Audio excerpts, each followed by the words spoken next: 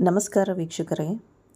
2025-26ನೇ ಶೈಕ್ಷಣಿಕ ಸಾಲಿಗೆ ಅಲ್ಪಸಂಖ್ಯಾತರ ನಿರ್ದೇಶನಾಲಯದಲ್ಲಿ ಅತಿಥಿ ಶಿಕ್ಷಕರನ್ನು ಸಾಮಾನ್ಯ ಪ್ರವೇಶ ಪರೀಕ್ಷೆ ಮೂಲಕ ತಾತ್ಕಾಲಿಕವಾಗಿ ಆಯ್ಕೆ ಮಾಡಲು ಅಗತ್ಯ ಮಾರ್ಗಸೂಚಿಗಳ ಬಗ್ಗೆ ಸುತ್ತೋಲೆಯನ್ನು ಹೊರಡಿಸಲಾಗಿದೆ.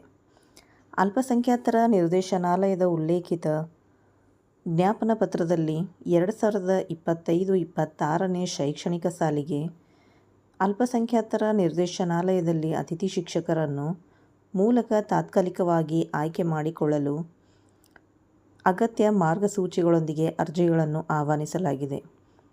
ಅತಿಥಿ ಶಿಕ್ಷಕರನ್ನು ಜಿಲ್ಲಾ ಹಂತದಲ್ಲಿಯೇ ನಿಯಮಾನುಸಾರ ಆಯ್ಕೆ ಮಾಡುವ ಸಲುವಾಗಿ ರಾಜ್ಯಾದ್ಯಂತ ಏಕರೂಪದ ಸಾಮಾನ್ಯ ಪ್ರವೇಶ ಪರೀಕ್ಷೆ ಮೂಲಕ ಮೆರಿಟ್ ಪದ್ಧತಿಯನ್ವಯ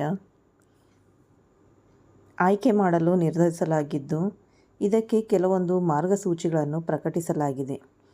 ಇದರ ಆಯ್ಕೆ ವಿಧಾನ: ರಾಜ್ಯಾದ್ಯಂತ ಏಕರೂಪದ ಸಾಮಾನ್ಯ ಪ್ರವೇಶ ಪರೀಕ್ಷೆ ನಡೆಸಿ ಪ್ರವೇಶ ಪರೀಕ್ಷೆಯಲ್ಲಿ ಪಡೆದ 50% ಸರಾಸರಿ ಅಂಕಗಳು ಮತ್ತು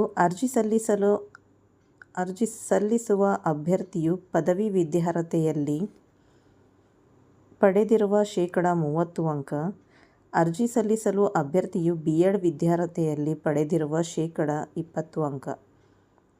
ಈ ಎಲ್ಲ ಅಂಶಗಳ ಕ್ರೋಢೀಕರಣದೊಂದಿಗೆ ಮೆರಿಟ್ ಪಟ್ಟಿಯನ್ನು ಪ್ರಕಟಿಸಿ ಆಯ್ಕೆ ಮಾಡಲಾಗುವುದು. ಈ ಸಾಮಾನ್ಯ ಪ್ರವೇಶ ಪರೀಕ್ಷೆಯ ಸ್ವರೂಪವು: ಮೊದಲನೇದಾಗಿ ಕಡ್ಡಾಯ ಕನ್ನಡ. ಇಲ್ಲಿ ಪ್ರಶ್ನೆಗಳ ಸಂಖ್ಯೆ 25 ಇರುತ್ತದೆ. ಒಟ್ಟು ಅಂಕಗಳು 25. ಎರಡನೇದಾಗಿ ಕಡ್ಡಾಯ ಇಂಗ್ಲಿಷ್. ಇಲ್ಲಿ ಒಟ್ಟು ಪ್ರಶ್ನೆಗಳ ಸಂಖ್ಯೆ 25 ಮತ್ತು ಒಟ್ಟು ಅಂಕಗಳು 25. ಮತ್ತು ಶಿಶು ವಿಕಸನ ಮತ್ತು ಬೋಧನಾ ಕ್ರಮ. ಇಲ್ಲಿ ಒಟ್ಟು ಪ್ರಶ್ನೆಗಳ ಸಂಖ್ಯೆ 40 ಹಾಗೂ ಒಟ್ಟು ಅಂಕಗಳ ಸಂಖ್ಯೆ 40. ಮತ್ತು ಅಲ್ಪಸಂಖ್ಯಾತರ ಕಲ್ಯಾಣ ಇಲಾಖೆಯ ಯೋಜನೆ ಮತ್ತು ಕಾರ್ಯಕ್ರಮಗಳು. ಇಲ್ಲಿ ಪ್ರಶ್ನೆಗಳ ಸಂಖ್ಯೆ 10, ಒಟ್ಟು ಅಂಕಗಳು 10.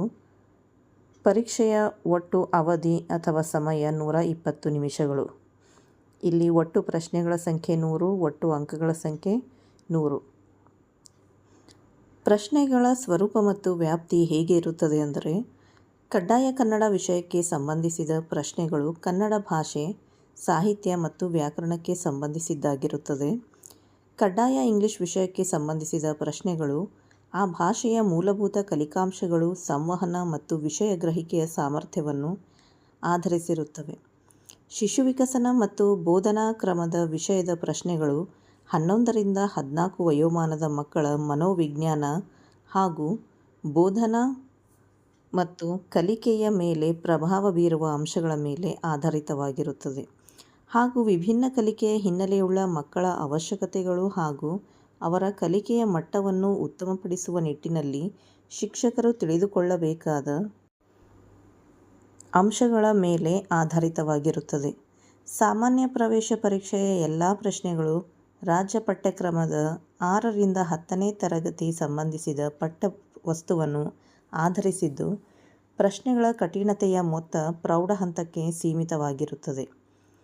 ಇಲ್ಲಿ ಪ್ರಶ್ನೆ ಪತ್ರಿಕೆಯ ಮಾಧ್ಯಮ ಎಂದರೆ ಕಡ್ಡಾಯ ಕನ್ನಡ ಮತ್ತು ಕಡ್ಡಾಯ ಇಂಗ್ಲಿಷ್ ವಿಷಯಗಳನ್ನು ಹೊರತುಪಡಿಸಿ ಉಳಿದ ಎಲ್ಲ ವಿಷಯಗಳ ಪ್ರಶ್ನೆಗಳನ್ನು ಕನ್ನಡ ಮತ್ತು ಇಂಗ್ಲಿಷ್ನಲ್ಲಿ ಮುದ್ರಿಸಲಾಗಿರುತ್ತದೆ. ಮತ್ತು ಪರೀಕ್ಷಾ ವಿಧಾನ: ಪ್ರಶ್ನೆ ಪತ್ರಿಕೆಯು 100 ಪ್ರಶ್ನೆಗಳನ್ನು ಹೊಂದಿರುವ ಪ್ರಶ್ನೆ ಪುಸ್ತಿಕೆಯಾಗಿದ್ದು, ಕನ್ನಡ ಮತ್ತು ಇಂಗ್ಲಿಷ್ ಭಾಷೆಯಲ್ಲಿ ಮುದ್ರಿತವಾಗಿರುತ್ತದೆ. ಅಭ್ಯರ್ಥಿಗಳಿಗೆ ಉತ್ತರಿಸಲು ದ್ವಿಪ್ರತಿಯಲ್ಲಿರುವ OMR ಹಾಳೆಗಳನ್ನು ವಿತರಿಸಲಾಗುವುದು. ಪರೀಕ್ಷೆ ಮುಗಿದ ನಂತರ ಅಭ್ಯರ್ಥಿಗಳು ತಮ್ಮೊಂದಿಗೆ ನಕಲು OMR ಪ್ರತಿಯನ್ನು ಕೊಂಡೊಯ್ಯಬಹುದಾಗಿದೆ. ಎಲ್ಲ ಪ್ರಶ್ನೆಗಳಿಗೆ ಕಡ್ಡಾಯವಾಗಿ ಉತ್ತರವನ್ನು ಸಂಪೂರ್ಣ ಶೆಡ್ ಮಾಡಿ ಉತ್ತರಿಸುವುದು. ತಪ್ಪು ಉತ್ತರಗಳಿಗೆ ಯಾವುದೇ ಋಣಾತ್ಮಕ ಅಂಕಗಳು ಇರುವುದಿಲ್ಲ. ಇನ್ನೂ ಹೆಚ್ಚಿನ ಮಾಹಿತಿಗಾಗಿ ನಮ್ಮ ಚಾನಲನ್ನು ಸಬ್ಸ್ಕ್ರೈಬ್ ಮಾಡಿ. ಧನ್ಯವಾದಗಳು.